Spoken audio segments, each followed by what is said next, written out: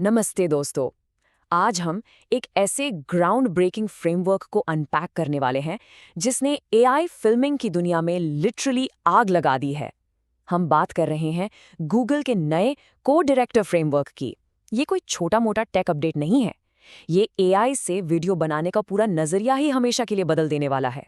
फटाफट देख लेते हैं आज हम क्या कवर करेंगे। पहले the AI story telling problem, फिर हम मिलेंगे को डायरेक्टर और उसके the multi agent film crew से। उसके बाद the 2 level optimisation magic, the जेनएड बेंच टेस्ट देखेंगे और आखिर में बात करेंगे कि कैसे ये टेक्नोलॉजी वीडियो क्रिएशन को डेमोक्रेटाइज कर रही है। तो चलिए शुरू करते हैं हमारे पहले सेक्शन से 1 the AI story telling problem या द फिल्म मेकर्स डिलेमा। आजकल एआई वीडियो इंडस्ट्री में एक बहुत बड़ी रुकावट है जिसे सॉल्व करना जरूरी है। सबसे बड़ा सवाल ये उठता है, क्या एआई सच में एक पूरी मूवी डायरेक्ट कर सकता है?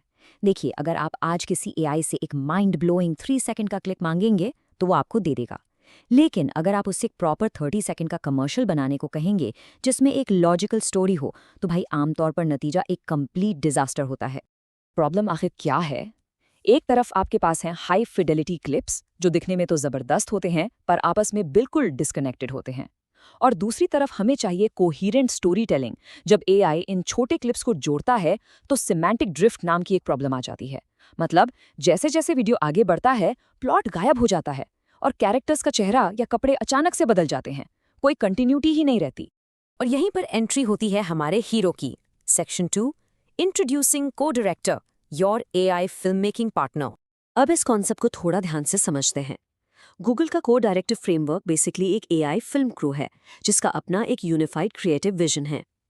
ये वीडियो स्टोरी टेलिंग को एक ग्लोबल ऑप्टिमाइजेशन प्रॉब्लम मानता है। सिंपल शब्दों में इसका मतलब है कि कहानी का हर एक सीन और फ्रेम एक दूसरे से लॉजिकली जुड़ा होना चाहिए, बिल्कुल वैसे ही जैसे एक real life human director ensure करता है। इस टेक्निकल टर्म को देखिए, हायरार्किकल मल्टी एजेंट फ्रेमवर्क। सुनने में थोड़ा भारी लगता है ना, पर कॉन्सेप्ट बहुत आसान है। इसे बिल्कुल एक बॉलीवुड डायरेक्टर की तरह सोचिए जो सेट पर बैठकर अपने कैमरा और साउंड डिपार्टमेंट्स को स्ट्रिक्ट इंस्ट्रक्शंस दे रहा है। एक मास्टर एजेंट होता है जो अलग अलग स्पेशलाइज्ड सब एजेंट्स को कंट्रोल करता है ताकि स्क्रिप्ट, वीडियो और ऑडियो में परफेक्ट तालमेल बना रहे। कोई भी अपनी मर्जी से स्क्रिप्ट से भटक नहीं सकता। आगे बढ़ते हैं सेक्शन 3 पर, the multi agent film crew meet the team. देखते हैं इस डिजिटल मूवी सेट पर आखिर कौन कौन है। यहाँ 4 मेन स्टेप्स हैं जो एकदम रियल फिल्म मेकिंग की तरह सेटअप किए गए हैं। सबसे ऊपर है ऑर्केस्ट्रेटर जो हमारा मेन डायरेक्टर है। फिर आती है प्री प्रोडक्शन टीम जो स्क्रिप्ट और स्टोरी बोर्ड बनाती है। उसके बाद हैं प्रोडक्शन एजेंट्स यानी हमारे सिनेमेटोग्राफर्स और साउंड इंजीनियर्स जो एक्चुअली वीडियो और ऑडियो जनरेट करते हैं। और फाइनली पोस्ट प्रोडक्शन एजेंट जो बिल्कुल एक एडिटर की तरह इन सबको सिंक करके एक परफेक्ट फाइनल कट तैयार करता है। अब आते हैं सेक्शन 4 पर, 2 level optimisation magic, the secret weapon. यही वो टेक्निकल कोर है जो इस पूरे सिस्टम को इतना पावरफुल बनाता है। एक टर्म है मल्टी आर्म्ड बैंडिट या MAB।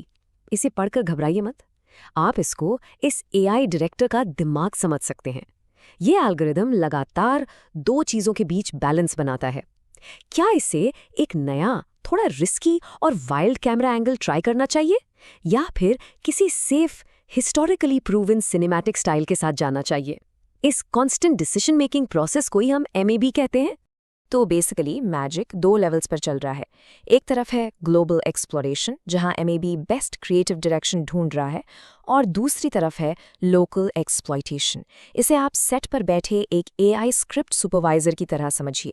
अगर किसी शॉट में एक्टर की शर्ट का कलर अचानक बदल गया तो ये local feedback loop final video आने से पहले ही उस गलती को पकड़कर ठीक कर देता है। कॉन्टिन्यूटी एरर्स का प्रॉब्लम खत्म।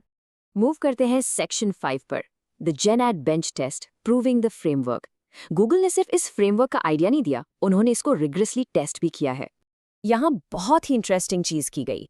टेस्ट के लिए उन्होंने बिल्कुल फिक्शनल यानी काल्पनिक प्रोडक्ट्स बनाए जैसे वॉन्डम यॉन या एक सिजी बेयर। ऐसा क्यों किया? ताकि एआई चीट ना कर सके। अगर वो रियल ब्रांड्स यूज करते तो एआई इजीली अपने ट्रेनिंग डेटा से पुराने कमर्शियल्स को कॉपी कर लेता। फिक्शनल प्रोडक्ट्स यूज करके उन्होंने मेमोराइजेशन बायस को पूरी तरह एलिमिनेट कर दिया और एआई को 400 अलग अलग डिफिकल्ट सिनेरियोज में टेस्ट किया। और रिजल्ट्स लिटरली चौंका देने वाले थे। को डायरेक्टर ने 81.4 का एवरेज परफॉर्मेंस स्कोर अचीव किया। इसने बाकी state of the art AI pipelines जैसे मूवी एजेंट और एनिमेकर को बहुत पीछे छोड़ दिया।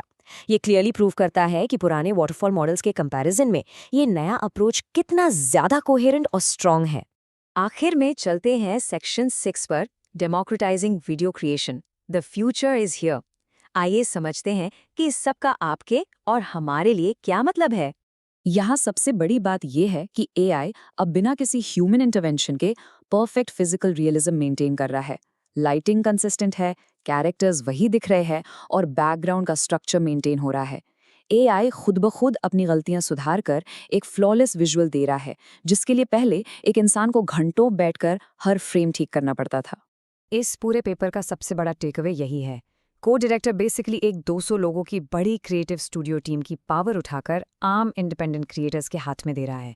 ये हाई एंड सिनेमैटिक प्रोडक्शन को लिटरली डेमोक्रेटाइज कर रहा है। अगर आपके पास एक अच्छा आइडिया और एक लैपटॉप है तो अब आप दुनिया की किसी भी बड़ी एजेंसी जैसी क्वालिटी का कंटेंट बना सकते हैं। तो दोस्तों, इस नए एआई रेवोल्यूशन को समझने के बाद मेरा आपसे सिर्फ एक सवाल है। अब जब आपके पास आपका अपना एक पूरा personal AI film crew action के लिए हमेशा तैयार बैठा है, तो आप किस तरह की कहानी डायरेक्ट करेंगे? इस बारे में जरूर सोचिएगा।